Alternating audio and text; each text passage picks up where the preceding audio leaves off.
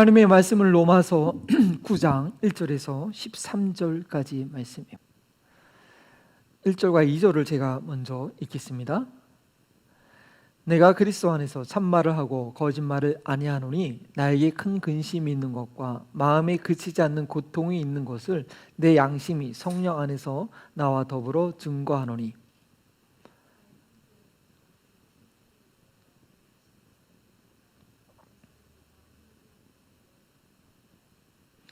그들은 이스라엘 사람이라 그들에게는 양자됨과 영광과 언약들과 율법을 세우신 것과 예배와 약속들이 있고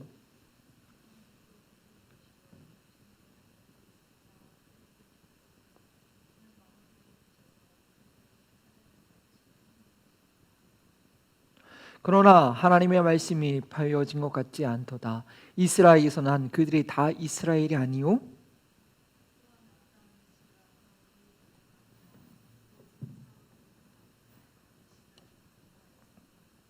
그 육신의 자녀가 하나님의 자녀가 아니요 오직 약속의 자녀가 씨로 여김을 받느니라.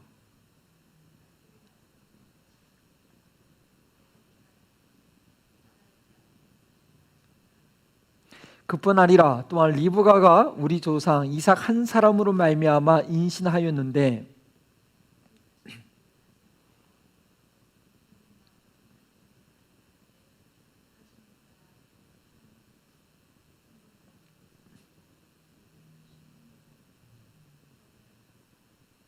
리브가에게 이르시되 큰 자가 어린 자를 섬기리라 하셨나니. 함께 읽겠습니다.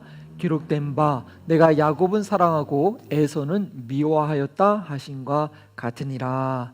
아멘. 이 본문 말씀을 가지고 로마서 강의 34번째 택하심을 따라라는 제목으로 하나님 말씀 증거하길 원합니다.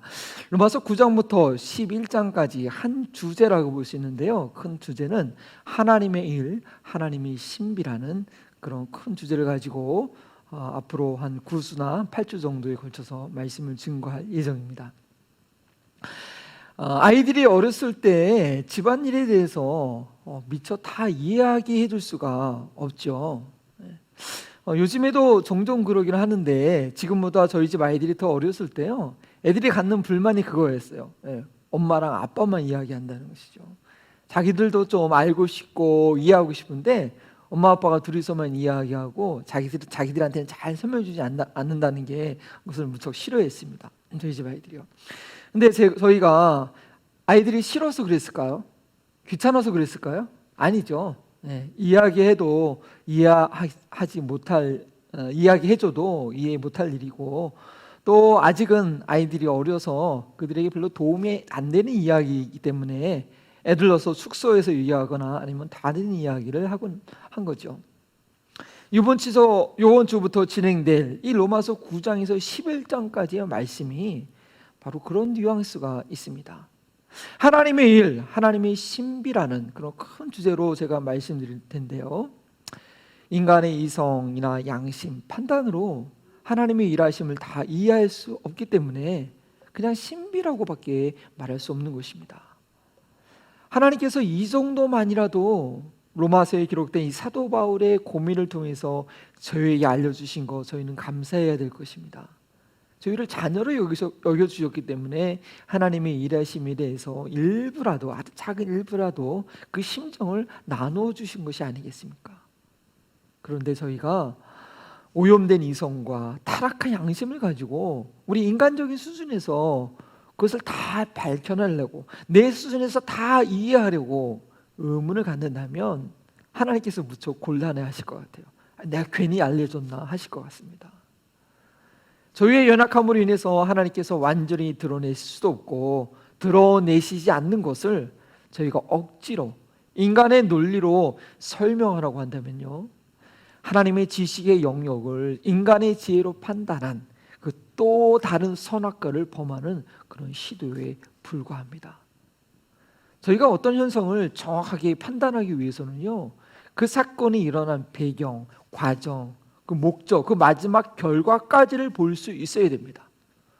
어떤 유능한 똑똑한 신입사원이 아주 유서가 깊은, 역사가 깊은 대기업에 처음 들어와서 제대로 사리 분별을 하려면 꽤 시간이 필요할 것입니다. 자신이 아무리 공부한 그런 전문 지식이 있더라도요, 그 신입사원은 그 회사가 처음 시작될 때부터, 아마 그 신입사원이 태어나기 전부터 그 회사에 있었을 것 같은데, 그 전부터 있지 않았기 때문에 그로서는 회사의 어떤 결정이나 일 진행에 대해서 함부로 말할 수 없고 판단할 수 없는 것입니다. 처음부터 있지 않았으니까요. 예. 인간은 그 어느 누구도 역사의 시작에서 마지막까지를 살지 못합니다. 즉 처음부터 끝을 볼 수 없는 거죠. 수천 년의 인류 역사 가운데 인간이 살 수 있는 것은 길어야 100년입니다. 물론 노아 시대 사람들은 뭐 1000년을 살았지만 그러지 그렇다고 인류 역사의 끝을 볼 수 있었던 것은 아니었죠. 다행히 성경을 통해서 인류가 어떻게 시작되었는지, 그리고 마지막 일이 무엇일지 저에게 알려주셨지만, 지금 내가 서 있는 이 시간 그리고 공간, 그 문화 가운데 그 전체를 명확하게 본다는 것이 정말 어려운 일이라는 건 저희는 알고 있어야 됩니다. 그래서요, 이 신학이라는 거, theology는요, 어쩌면 시대의 산물입니다. 하나님의 말씀을 아무리 원어를 가지고 열심히 연구하고 분석해서 한 가지 사상, 하나님이 누구시다라는 것은 어떤 사상, 그 신학적 사고로 한다고 할지라도 그것은요, 그 성경을 보고 있는 사람의 지식의 수준과 그 당시의 문화와 사람들의 인식과 그 모든 흐름에 영향을 받을 수밖에 없었던 것이죠. 종교개혁을 일으키면서 캘빈이 그 예정론이라는 신학을 세울 수밖에 없었던 이유가 있었던 것이고, 우리 존 웨슬리 목사님이 17세기에 영적 부흥, 성화운동을 일으킬 수밖에 없었던, 그것을 교리화할 수밖에 없었던 그런 이유가 있는 것입니다. 하나님께서는 에덴 동산에서부터 사람들의 행동을 지켜보셨고, 지금도 보고 판단하시고, 마지막 그 끝을 향해서 그 끝을 계획하셨고, 그 끝을 향해서 이끌고 계십니다. 아니, 영원전부터 영원까지 계셔서 하나님의 일을 진행하고 있습니다. 그 하나님의 전지한 입장이 아니고서는요, 하나님의 일하시는 신비를 다 이해할 수 없다라는 것, 여러분 인정할 수 있겠습니까? 그런데 그것을 내가 완전히 이해해서 설명하라고 한다면 그것은요, 자기 스스로를 하나님으로 여기는 것에 불과합니다. 아주 사탄적인 생각이라는 거죠. 성경에는 하나님의 예정하심에 대한 구절이 있습니다. 뿐만 아니라 구원받은 영혼들의 타락에 대한 경고도 분명히 있습니다. 하나님의 절대 주권에 가는 것도 있지만 또 인간의 자유의지에 대한 것도 모두 기록되어 있습니다. 그런데 어떠한 신학적 논리로 그런 구절들을, 예정론을 입장한 사람들은, 주장한 사람들은 인간의 타락에 관해서 자유의지를 강조하는 구절을 예정론적 입장에서 해석을 하고, 인간의 자유의지를 강조한 사람들은 하나님의 예정한 구절을 또 굳이 이렇게 인간의 입장에서 이렇게 해석하려고 하는 그런 해석들은 저희가 주의해야 됩니다. 근데 저도 마찬가지입니다. 저도 이 본문을 이해함에 있어서 저는 하나님의 절대 주권과 인간의 자유의지의 이 조합을 어떻게 썼는지 균형을 맞추고자 하는 그런 이해를 가지고 이 오늘 성경 본문을, 아니 앞으로 11장까지 본문을 보고 있다는 저희 선입견에 대해서 어쩌면 미리 여러분께 말씀드려야 될지 모르겠습니다. 저도 말씀을 더 묵상하고 또 목회와 신앙의 경륜을 쫓아서 하나님의 예정하심이 무엇인지, 또 인간의 책임이 무엇인지에 대한 이해가 앞으로 더 깊어지려고 생각합니다. 사도 바울은 로마서 8장에서 하나님의 완벽한 일하심, 그 구원의 확실성을 이해한 이후에 그 마음이 이해되지 않는 현실과 그로 인한 고통이 있음을 고백하면서 9장을 시작합니다. 8장에서 하나님께서 미리 아신 자들을 택하셔서 영화에까지 이르게 하시는 계획이 있다고 했는데, 자기 같은 동족 이스라엘 민족은 생각할 때 이해가 안 되는 것이죠. 그들은 많은 민족들 중에서 특별히 선택받은, 하나님께서 아시고 정하셨던 그런 민족이었고, 그리스도가 그들을 통해서 나왔는데 어찌하여 그들은 그리스도를 거부하고 있냐는 것입니다. 이 동족이 구원받지 못하고 지옥 형벌 아래 있는 것에 대해서 그 마음에 그치지 않는 고통이 있다고, 자신의 양심과 성령이 나와 더불어 이 삼위일체가 되어 끊임없이 증언하고 있다고 말합니다. 하나님의 말씀에 반응하는 양심이라면, 성령님이 그 안에 계신다면, 그렇게 구원받은 나 자라고 한다면 잃어버린 영혼에 대한 이런 안타까움이 있을 수밖에 없는 것입니다. 만일 없다면, 아니 예전에 있었는데 지금은 식어버렸다고 한다면 저희는 로마서 1장부터 8장까지 내용을 다시 공부해야 됩니다. 그것을 위해서 우리는 지금 복음을 공부하고 있습니다. 저희도 사도 바울과 같은 심정을 가질 때가 있는 것입니다. 특별히 가족이, 가까운 친척이, 친구가 아무 이렇게 오랫동안 기도하고 또 때마다 복음을 전해도 받아들이지 않는 저들을 볼 때 지치기도 하고, 도대체 하나님의 뜻은 어디 있는가 회의가 들기도 하고요. 그렇게 되는 거죠. 천국과 지옥에 대한 소망을 품고 살아가는 이들이라면 당연히 갖게 되는 갈망이고 또 아픔이기도 합니다. 참 이 가족이 구원받지 못했다는 것, 이 아픔이 어떤 아픔인지 저는 가까이에서 또 그 반대된 상황의 어떤 분을 상황에 보면서 제가 느껴본 적이 있습니다.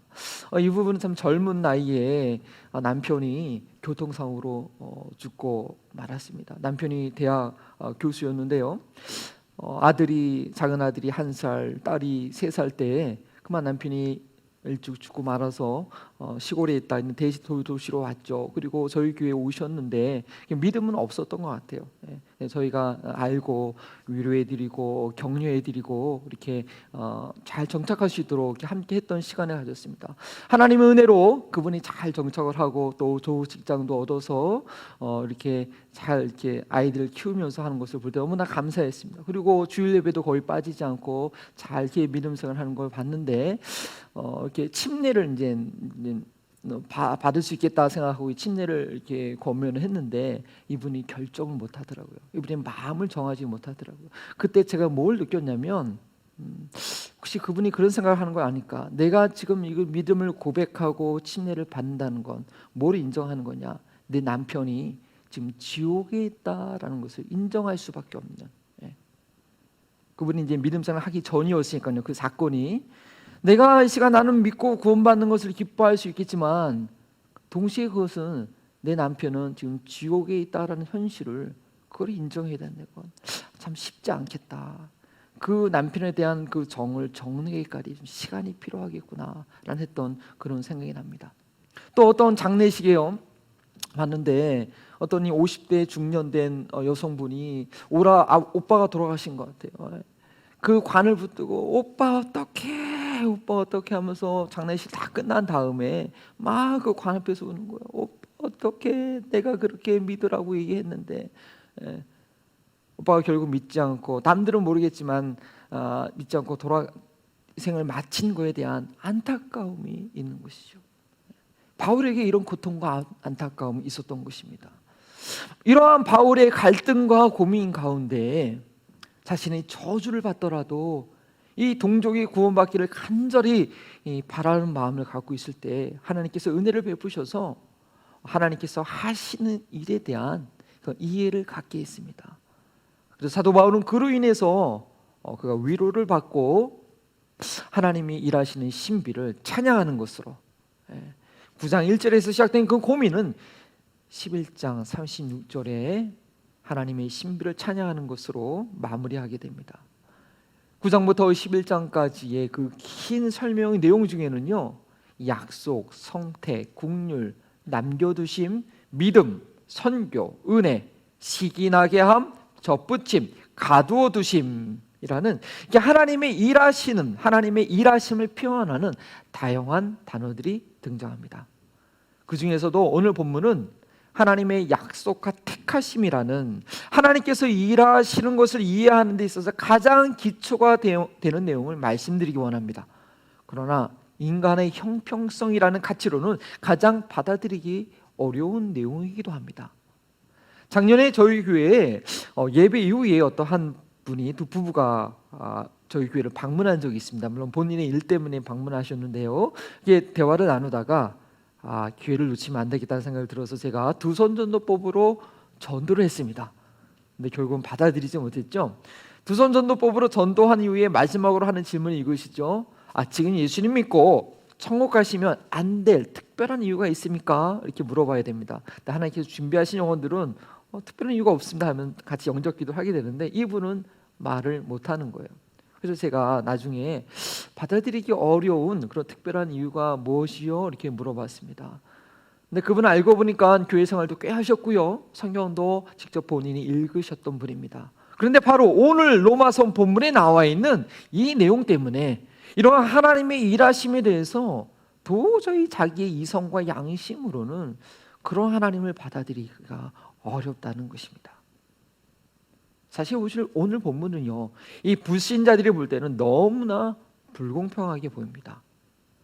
어쩌면 오직 구원받은 하나님의 자녀만이, 하나님의 은혜를 경험한 이들만이 하나님의 입장에서 하나님의 일하심을 받아들이게 되는 그런 내용입니다. 하나님의 일하심은요, 첫 번째 약속의 말씀을 통해서 이루어지기 때문입니다. 또한 이 약속의 말씀은 믿음을 통해서 성취되기 때문입니다. 사도 바울은 선택받은 동족 이스라엘 민족이 그 기다리던 메시아를 왜 믿지 못하고 있는지 그 이유에 대해서 조금씩 그 실마리를 펴가고 있는데요, 그 첫 번째 단계는 그 스스로가 마음이 다시 실망했던 마음이, 그 회의가 벗어지는 첫 번째 단계는 하나님의 말씀에 대한 신뢰, 하나님 말씀에 대한 신뢰 회복이었습니다. 6절 말씀 전바부죠.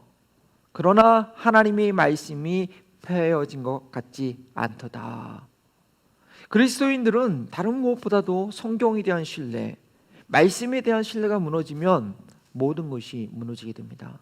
바울도 하나님께서 이스라엘 백성들에게 한 약속이 있었는데 그것이 이루어지지 않는 듯하여서 실망하고 있었던 것이 아닐까요? 그러던 중에 하나님의 말씀을 그의 인간적인 육신적인 관점이 아니라 하나님의 관점에서 다시 볼 때 하나님의 말씀이 폐해지지 않고 이루어지고 있다는 것을 알게 된 것입니다. 그래서 낙심했던 마음에 힘을 얻었습니다. 저희도 그럴 때가 있지 않습니까? 말씀 묵상 중에, 기도 중에 하나님께서 주신 약속의 말씀들을 붙들고 오랫동안 기도했는데 이루어지지 않으면, 이번에는 꼭 될 줄 알았는데 안 되면 낙심하게 되죠. 믿음의 생기가 없어지고 그때부터는 하루하루 내가 지금 왜 사는 건지 목적 없이 무의미하게 생기 없게 살게 됩니다. 그러다가 어느 날 내가 잘못 생각하고 있었구나.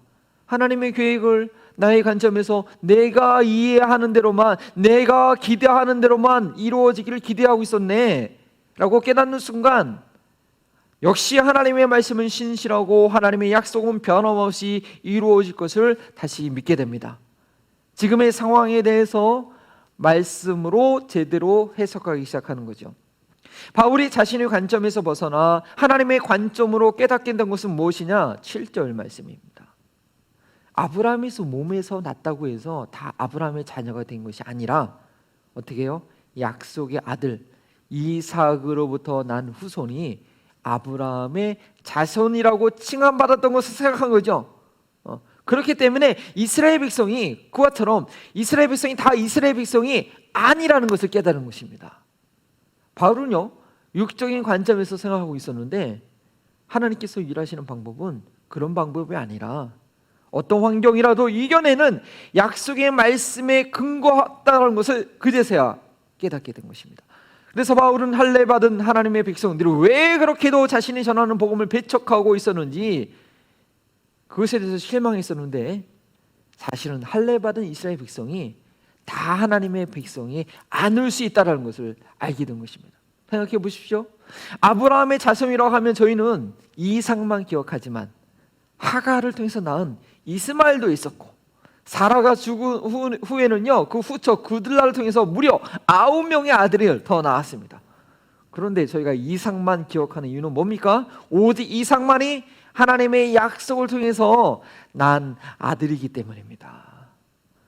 할례 받은 백성들이요, 복음을 받아들이지 않고 있는 이유는 약속을 믿는 믿음에 근거하지 않고 그들의 육적인 출생만을 자랑하고 있었기 때문입니다. 그러나 하나님의 일하심은 자연적인 환경 가운데, 타고난 재능 가운데 있지 않고 불가능한 것을 가능하게 하시는 하나님의 약속 가운데 있다는 것입니다. 그것을 믿음의 사람들 통해서 이루심으로 하나님께서 영광을 받으시는 것입니다. 믿음의 조상 아브라함에게 주셨던 약속은요, 9절 말씀이죠. 약속의 말씀은 이것이니 명년 이때에 내가 이르러 사라에게 아들이 있으리라 하심이라. 아브라함의 상을 잘 아시지 않습니까? 그의 나이 99세였고 하나님이 찾아와서 그럼 이 말씀하셨을 때 99세였고 아내 사라는 자녀를 낳지 못하고 있는 상황이었습니다. 아브라함은 자신의 계획과 자연적인 힘으로 낳았던 이스마엘, 여종 하거를 통해서 낳았던 이스마엘만으로 만족하고 있었지만 하나님은 그에게 약속의 말씀을 다시 상기시켜 주셨고 아브라함은 그것을 이루시는 하나님을 신뢰해야 했습니다. 그렇게 얻은 이삭의 뒤를 이을 아들이 선택됨에 있어서도 마찬가지였습니다. 그 이후에 로마서 말씀이 그걸 계속 부연 설명하고 있는데요, 이삭의 쌍둥이 아들 중에서 형 에서가 장자로서 이삭에게 주어진 약속을, 그 유산을 그냥 물려받는 것이 자연스러운 순리였지만 그러나 하나님의 일하심은 그렇지 않았습니다. 하나님께서 말씀하신 바가 있어야 했고 약속하신 바가 있어야 됐습니다. 그냥 얻어지는 것이 아니었습니다. 12절에 하나님께서 하신 말씀이 있습니다. 리브고에게 하신 말씀이었죠. 그 아이가 잉태되었을 때 아이들이 태속에서 싸우고 있으니까 하나님께서 리브고에게 말씀하십니다. 12절 말씀, 큰 자가 어린 자를 섬기리라. 그 약속의 말씀은요, 이 약속의 말씀은 어떤 환경이라도 믿음으로 극복되고 이겨내는 말씀이었습니다. 야곱은 둘째였음에도 불구하고 형 에서의 목숨의 위협과 삼손 라반의 학대에도 불구하고 바로 믿음을 통해서 성취하게 되었습니다. 이것이 약속의 말씀을 통해서 일하시는 하나님의 방법입니다. 사도 바울은 육적으로 태어난 이스라엘 백성이 모두 다 당연히 구원받을 하나님의 백성이 아니라 아브라함같이 약속의 말씀을 쫓는 자들이 구원받을 하나님의 백성임을 깨닫고 동족에 대한 하나님의 뜻을 새롭게 받아들이게 된 것입니다. 하나님의 일하심은 두 번째로 하나님의 선택하심에 있다는 것을 사도 바울이 깨닫고 하나님의 그 신비를 조금씩 알아갑니다. 하나님의 일하심은 하나님의 선택하심에 있다는 것입니다. 내가 약속의 말씀을 받고 싶다고 해서 달라고 해서 받을 수 있는 것이 아니라는 거죠. 하나님께서는 하나님께서 이루어셔야 될 그 영원한 계획이 있습니다. 이 땅에서는 한순간밖에 살 수 없는 인간이 다 알 수도 없고 이해할 수 없는 그런 비밀한 일이 하나님께 있습니다. 따라서 하나님께서는 그 일을 위해서 친히 그분의 아심으로 사람들을 선택하십니다. 저 사용해 주세요, 제가 할게요 라고 소리친다고 될 일이 아니라는 거죠. 저희가 뭔가 소원을 가지고 구한다고 해도요, 그 뭔가가 무엇인지 저희가 제대로 알지 못할 때가 있습니다. 예수님의 두 제자 야고보와 요한이 예수님의 보호자 우편과 좌편에 앉게 해달라고 구했을 때 예수님께서는 그들에게 너희가 무엇을 구하는지 모른다고 말씀하시면서 누구든지 아버지께서 예비하신 자가 앉게 될 것이라고 말씀하셨습니다. 하나님께서는 인간의 자유의지를 무시하고 모든 일을 기계적으로 프로그마된 것처럼 그렇게 하시는 분은 아니지만 하나님께서 인간에게 자신의 형상대로 자유의지를 주셨다고 한다면 하나님께서도 그 누군가를 선택하여 일하실 자유가 있다는 것 우리는 인정해야 됩니다. 그것에 대해서 바울은 에서와 야곱의 예를 통해서 설명하고 있습니다. 11절 말씀이죠. 우리 함께 읽어볼까요? 그 자식들이 아직 나지도 아니하고 무슨 선이나 악을 행하지 아니한 때에 택하심을 따라되는 하나님의 뜻이 행위로 말미암지 않고 오직 부르시는 이로 말미암아 서게 하려 하사.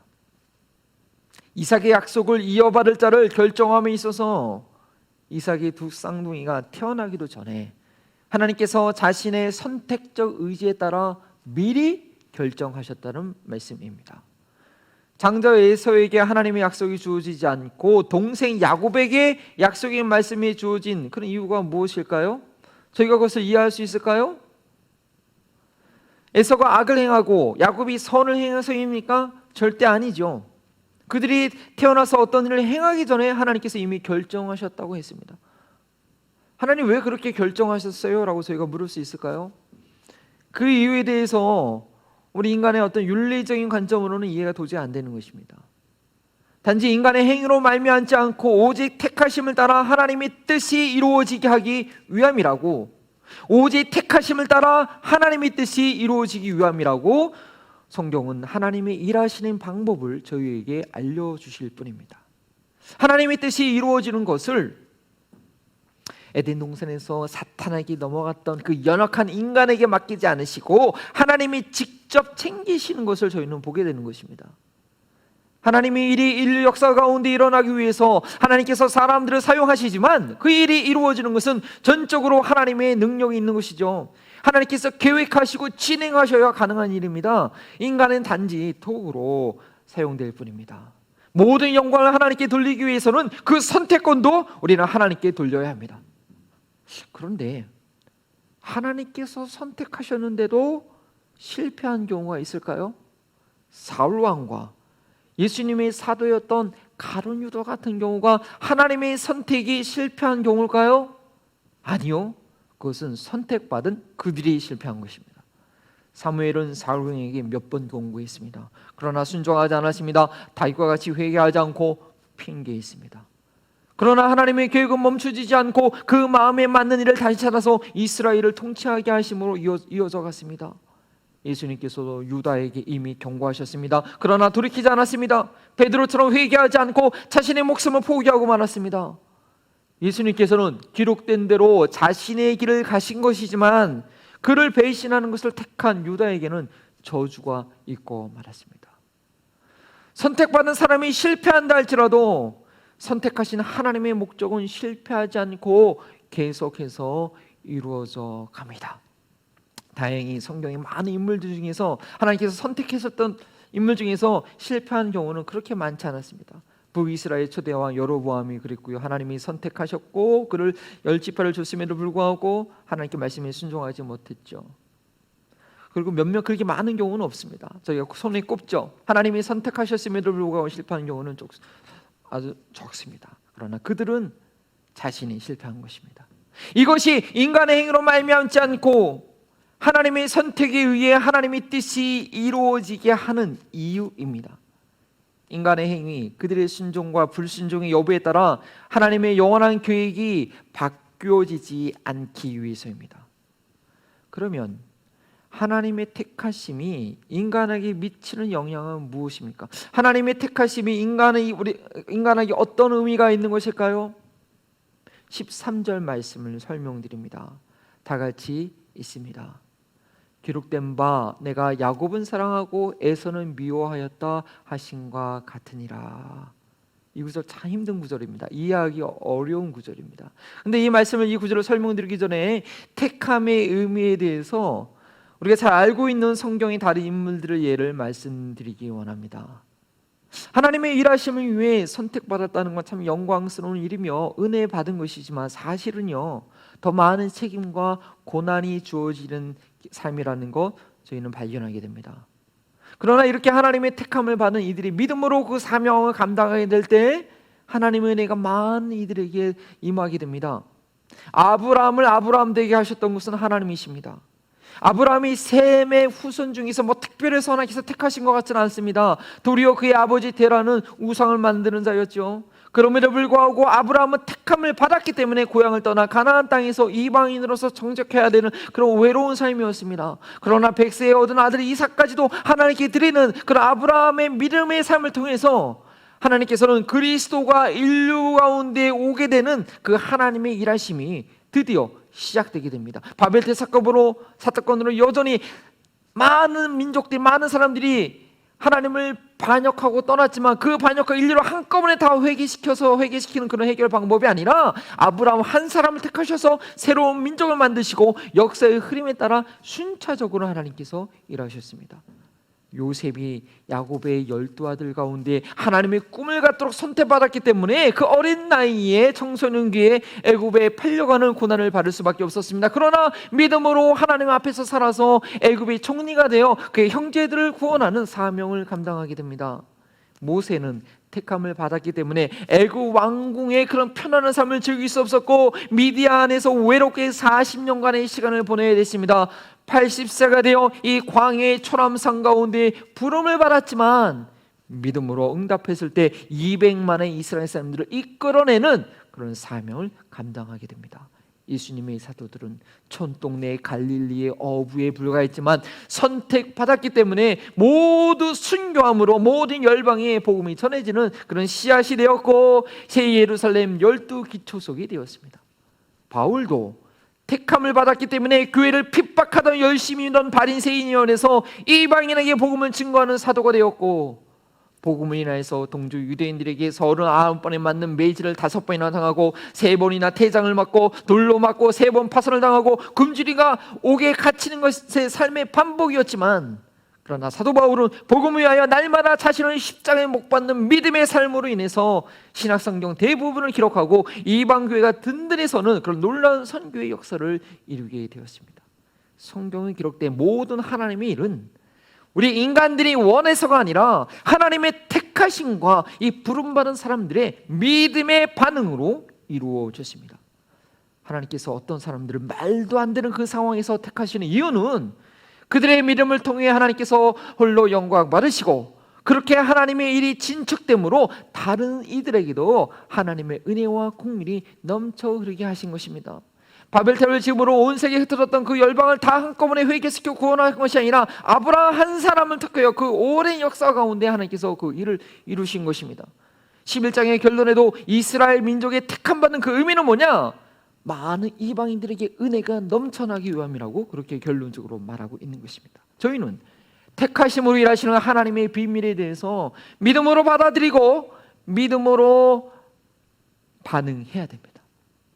그렇게 하지 못했을 때 성견하는 그 결과가 바로 13절에서 저희는 찾아볼 수 있습니다. 물론 13절은 12절을 부연 설명하는 12절과 연결해서 큰 자가 어린 자를 섬기게 된 것은 하나님께서 큰 자, 첫째 장자 에서를 선택하지 않고 동생인 야곱을 선택했기 때문이라는 그런 설명에 대한 말씀입니다.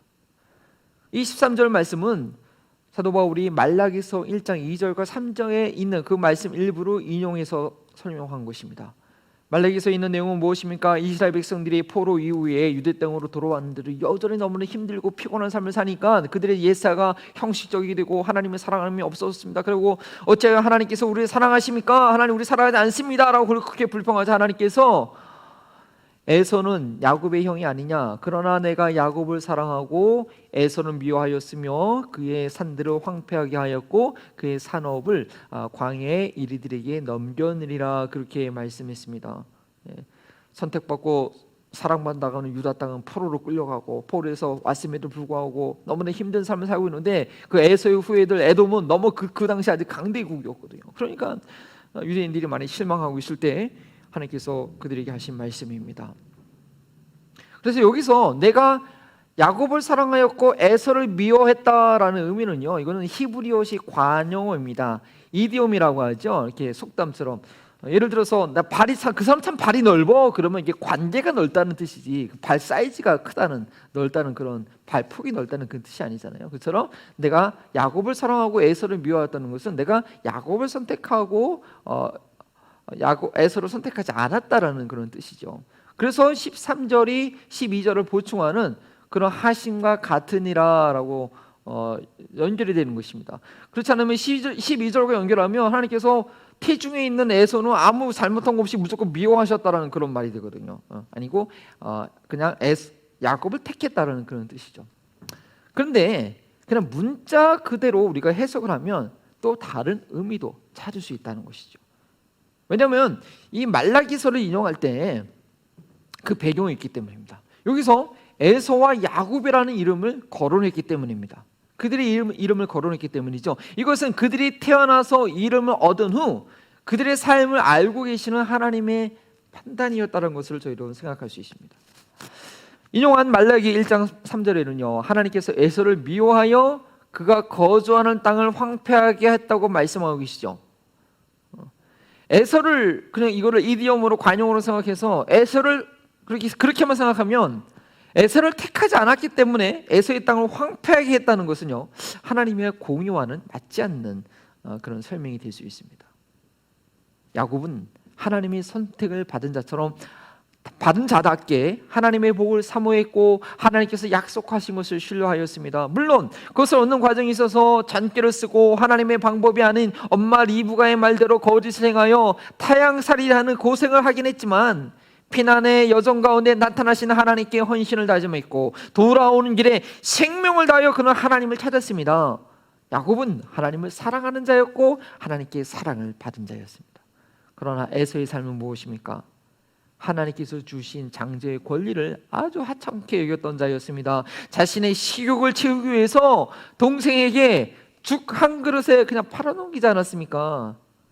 이런 에서에 대해서 히브리서 12장 16절은 망령된 자라고 정죄하고 있습니다. 야곱이 이삭이 야곱에게 그런 장제의 축복 기도를 하게 된 것은 그 방법에 있어서는 야곱이 아버지 이삭과 형 에서를 속인 것이지만, 근데요, 가만히 생각해보면 결국은 이 에서가 장자권을 식욕 때문에 동생 야곱에게 판 결과가 아니겠습니까?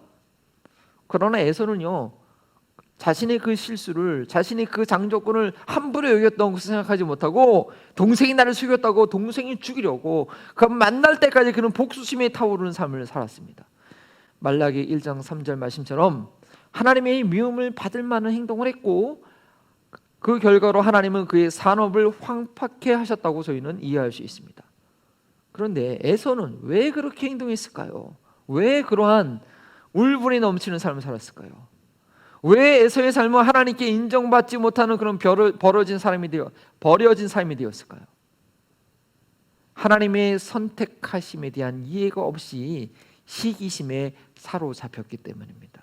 어쩌면 에서는요, 태중에서 하나님께서 결정하신 대로 큰 자가 어린 자를 섬기리라고 한 정하신 그 내용대로 겸손히 따랐다면 그의 삶은 더 복될 수 있는 삶이었을지 모릅니다. 야곱은 그가 선택받았기 때문에 그가 태어날 때부터 가지고 있었던 못된 본성, 속이고 욕심을 내는 그 성격을 그냥 가지고 살면 안 되었지요. 환도뼈가 깨지면서 이스라엘로 변화되어야 하는 그런 연단의 과정을 그는 겪어야 됐습니다.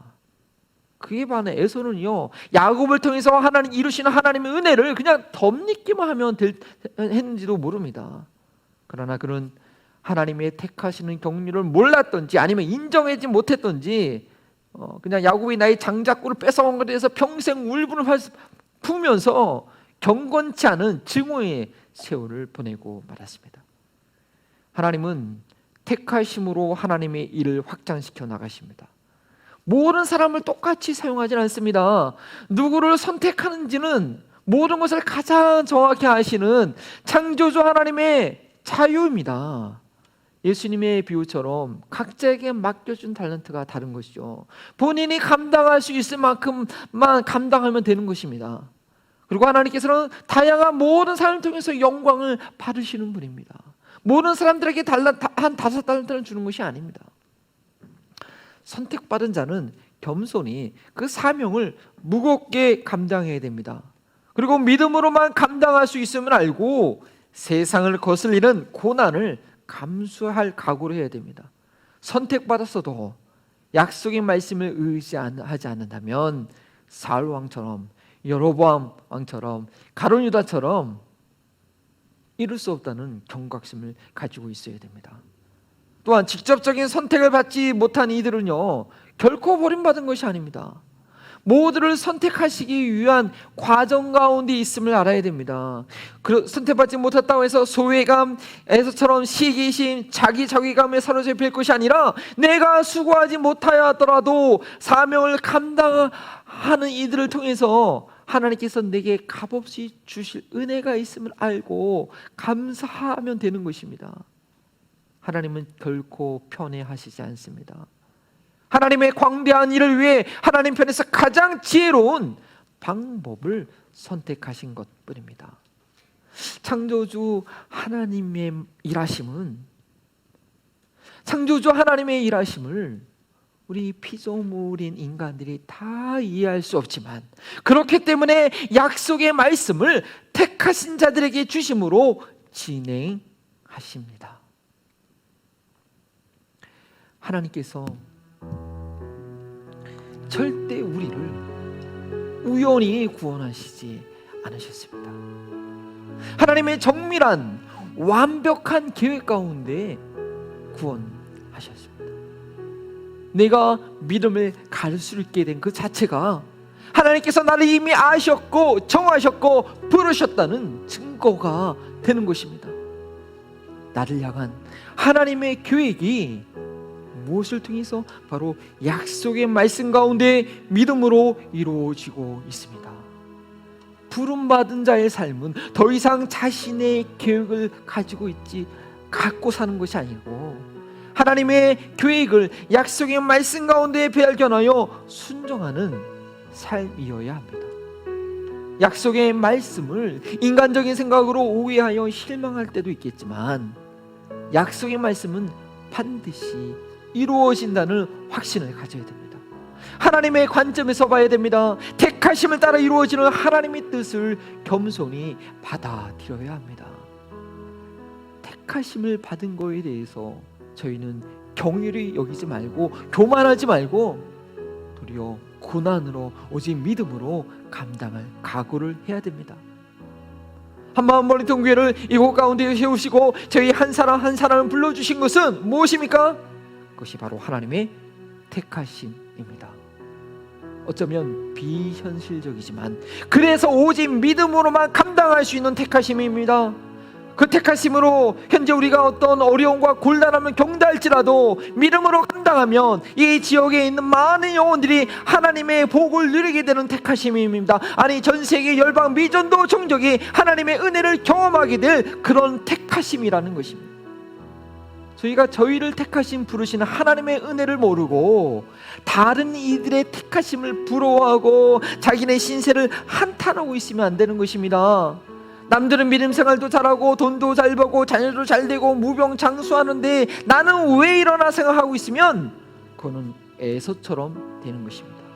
그들도 그들만이 알고 있는 감당해야 될 부르심의 고난이 있었고 믿음으로 감당한 열매인 것입니다. 빌교의식과 시기심에 휩싸여서 나를 택하신 하나님의 부르심을 놓치면 안 되는 것입니다. 다른 교회들은 한인들이 많은 곳에 있어서 성장할 가능성이 많을 것 같은데 우리는 여기서 뭐하나? 라고 세상적인 계산을 하고 있으면 우리를 부르신 그 하나님의 부르심을 에서처럼 경홀히 저버리는 것입니다. 환경을 뛰어넘는 약속의 말씀으로, 그렇기 때문에 택하심으로 일하시는 하나님의 일을 이해하고 부르신 그곳에서 믿음으로 하나님께 영광을 돌려야 합니다. 나를 불러주신 그 나이에서, 그 가정 환경에서, 그 직장과 사업장에서, 그 교회에서 하나님의 살아계심을 증거해야 됩니다. 그렇게 나를 알고 불러주신 주님을 우리가 함께 믿음으로 함께 고백하며 찬양합니다. 나를 지으신 주님 내 안에 계셔서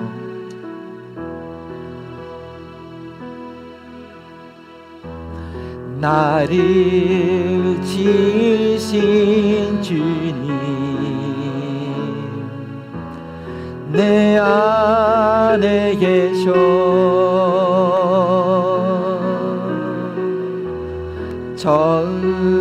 처음부터 내 삶을 그의 손에 있었죠.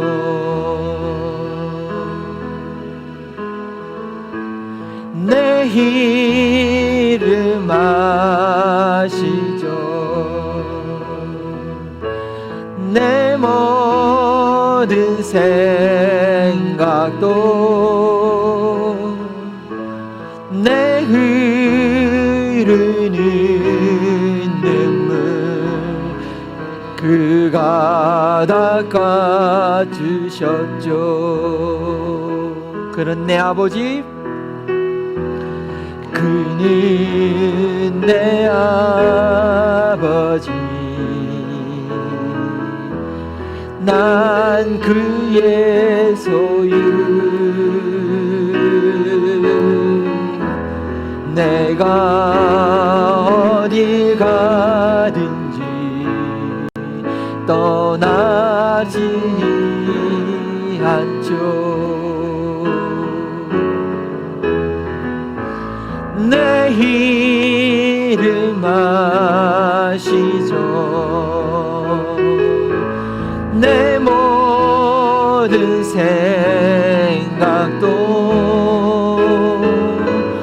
아바라 부를 때 그가 들으시죠. 여러분의 이름들을 아시고 부르셨습니다. 내 이름 아시죠. 내 모든 생각도 내 모든 생각도 아바라 부를 때 아바라 부를 때 그가 들으시죠. 그가 들으시죠. 그가 들으시죠.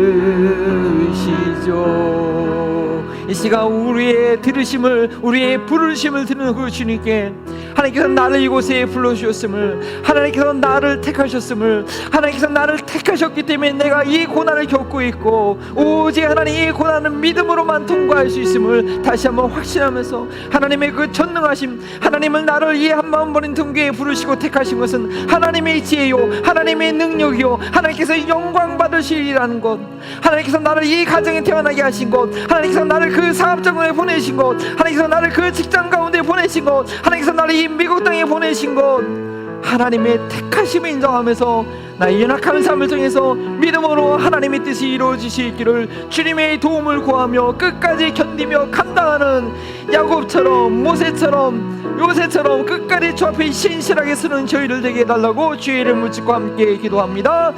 주여, 우리 각자의 이름을 아시는 주님 감사합니다. 나의 이름을 아시고 그 생명책에 기록하시고 아버지 하나님 끝까지 나를 위하여 기도하시고 성령의 중보하심이라여 아버지 승리의 길을 걷게 하시 하나님 감사합니다. 하나님의 그 택하심을 찬양합니다. 하나님의 그 예정하심을 찬양합니다. 하나님의 그 약속의 말씀을만을 붙들 수 있게 원합니다. 다른 사람들을 보지 않게 하시고 다른 환경을 바라보지 않게 하시고 나를 바로 이곳에 세우신 하나님의 그 놀라우심을 깨닫고 감격하며 하나님의 그 약속의 말씀만을 붙잡는 저희를 되게 하옵소서. 사람을 의지하지 않게 하시고 환경을 의지하지 않게 하시고 내게 주신 그 약속을 붙드는 우리 한마음 버린 동교회 한 가정 한 가정이 되게 하여 주셔서 한마음 버린 동교회가 아버지 열방의 복의 통로가 되게 하시고 하나님을 만나는 놀라운 생명의 현장이 되게 하시고 모든 열방이 저희 교회를 통하여 복을 누리는 이 지역에 있는 모든 한인들이, 이 지역에 구원받을 영혼들이, 이 지역에 있는 모든 영혼들이 하나님의 살아계심을 경험할 수 있는 그런 교회가 되게 하시고 하나님 우리 연약한 자를 불러서 믿음의 장부로 세우시고 변화시키는 하나님의 놀라운 말씀과 그 역사를 경험하는 저희를 되게 하여 주시옵소서.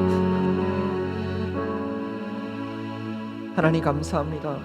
하나님 나를 아시고 내 이름을 그 생명록에 기록하신 그 하나님, 하나님의 은혜를 찬양하는 저희들 되기 원합니다. 그 하나님께서 그 영원 전부터 영원까지 가신 그 계획 가운데 오늘날 나를 이곳에 불러 택하여 세우신 그 주의 이름을 찬양하는 저희들 되기 원합니다. 오직 그 하나님의 택하심을 이룰 수 있는 것은 어떤 환경도 그 누구의 판단도 그 누구의 계획도 아닌 바로 하나님의 약속의 말씀을 우리가 붙들 때임을 믿사오니 하나님께서 일하시는 이 방법을 존중하고 믿고 온전히 따르는 저희를 되게 하여 주시옵소서. 하나님 저희에게 귀한 기업을 맡겨주시니 감사합니다. 이것이 모두 하나님의 것임을 인정하며 이 어려운 시기에 또 구별하여 주님께 올려드립니다. 놀라운 주님의 기적을 베풀어 주시고 우리 한마음을 또 모든 가족들 가운데 영권과 재료를 허락하셔서 이 땅에 돌아와야 될 그 미전도 종족을 능히 입양하고도 남을 수 있는 그런 재료과 영권을 주여 허락하여 주시옵소서. 감사하며 예수 그리스도의 이름으로 기도합니다. 내 삶의 주인 되어 주신 예수 그리스도의 은혜와 창세전에 나를 선택하여 불러주신 하나님의 사랑과 삶의 현장에서 약속의 말씀과 택하심을 깨닫게 하시는 성령의 교통하심이 하나님의 주권적인 일하심을 깨닫고 순복하기를 결단하는 우리 사랑하는 한마음 버는 통교회 모든 가족들과 이 지역사회와 코로나 바이러스 기운 가운데 하나님의 돌보신 가운데 있는 모든 백성들에게 지금부터 영원토록 함께 하시기를 축원하옵나이다.